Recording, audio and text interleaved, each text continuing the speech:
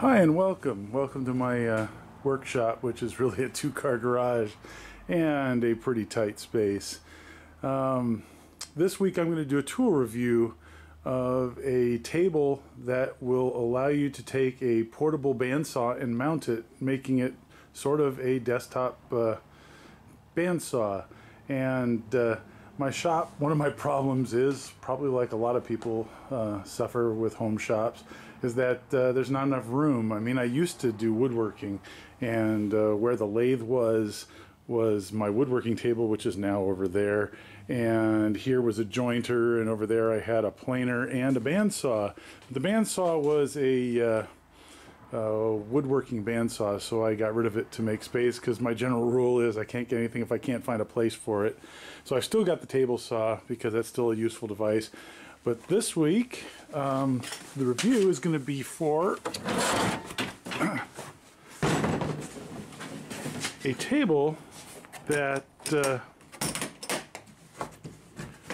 allows you, hold on a sec, a table that lets you mount my portable bandsaw, since cutting steel is a problem, especially when you're trying to do it with a hacksaw, like one of those two. So something that would mount it would let me cut some simple shapes and things like that, make it easier. So it arrived in a box. There was a box outside this one, and so it's a box in a box, and then all the parts are packaged inside. So the company is Swag Offroad, right here, and I saw this reviewed on another YouTube channel. I wish I could remember the channel, so I give you a link to it. So I also ordered a fence for it, and the fence is an Incra fence, which is a really high quality woodworking tool company. So let me get these parts out and get this thing together, and let's take a look at it. Okay, so I got the parts out here, and the material of the tabletop is 185 thousandths thick. It's really thick, very impressive. Looks like it's hard to say, actually. It could be plasma cut or it could be water jet cut. Nice job though, and everything is really heavy. This thick 185 thousandths top, and it looks like 1/8 inch legs on it. And I got the miter gauge, which is, like I said, an Incra miter gauge.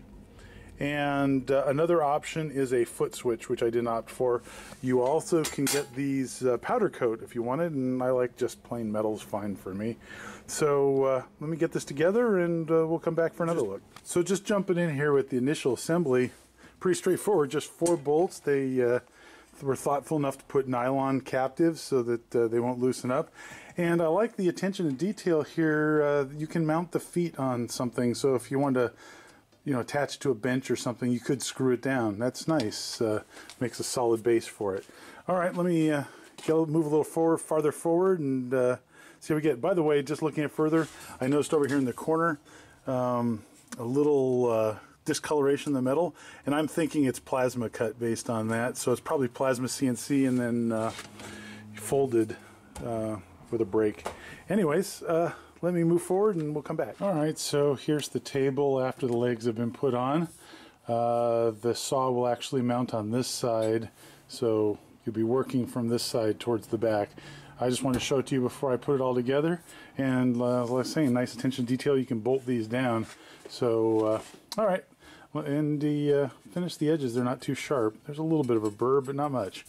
So alright, let's get the next step and get the saw mounted. So my model saw is the Milwaukee 6232-21, and for this saw, I didn't even know it had this feature because I have only used it a few times. The little portable guard needs to be slid all the way forward, and then this slides in, and there's a air vent here that the metal on the table slides into. So let me put it there and come back.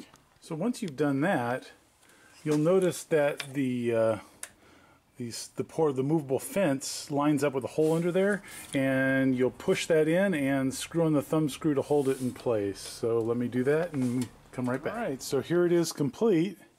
So you've got the blade here, you've got the miter gauge that can go on either side, which is really handy. The saw is very sturdy in here, and it's being held just by that one thumb screw that's right here. So when you need to change blades, obviously the thumb screw's got to come off, and you just pull the saw out, swap the blade normal, put it back in, one screw, and you're good to go. That's actually really convenient. Oh, one thing before we continue, I forgot that you really need to set the blade angle here. And you can see a little bit of tilt in the blade, and this set screw lets you adjust it.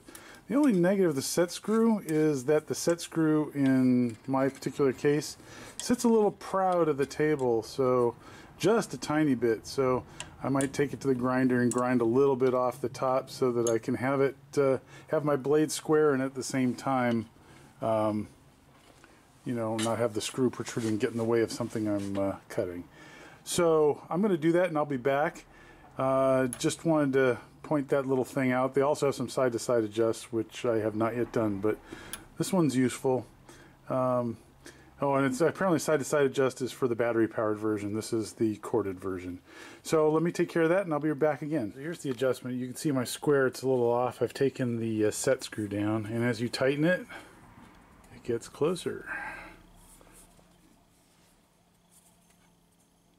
And that looks really good right there. And that's pretty flush with the table.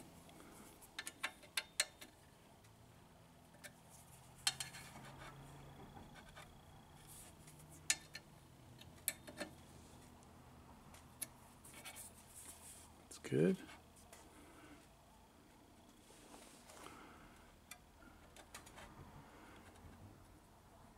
Alright, so I'm having a hard time seeing this, so I'm going to have to set the camera down. Let's see. Oh, there's the gap right there.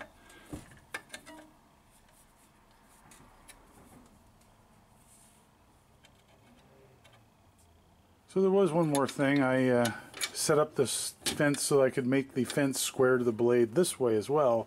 So besides vertically, also horizontally. And there are 4 screws. There are 4 screws in here that lets you adjust this very slightly. It does have preset detents at 0, so that wasn't too bad. One more thing I think is going to be really necessary is put an auxiliary fence on this, because there's sort of a gap at the bottom. So I'm going to need to put a piece of metal across here to end up being my fence, so I can get it closer to the table. So anyways, that's just observations. We'll make those, and we'll be good to go. Let's give this thing a test. So to hold the trigger down when you're cutting, they recommend a spring clamp. So I have this big guy. I'm going to make something else to do a little better job, but it works, and you'd still need the spring clamp even if you have the foot switch. So I'll do that, and we'll start cutting. Alright, so I've got a decent piece of cold rolled here, and I don't know, it's about 3/4 by maybe 1.5. Anyways, we're going to see if we can just get a little piece off the side of this and see how that goes, see how smooth it is. Alright, so power.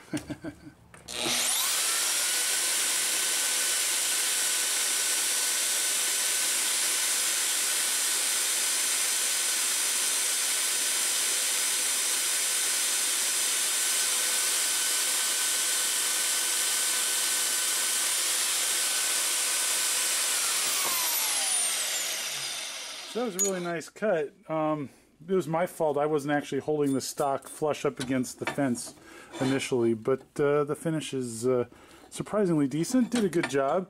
It obviously is not a replacement for a full-size bandsaw, metal cutting bandsaw, but it's decent in a pinch, and especially if you're like me and you don't have room to put one.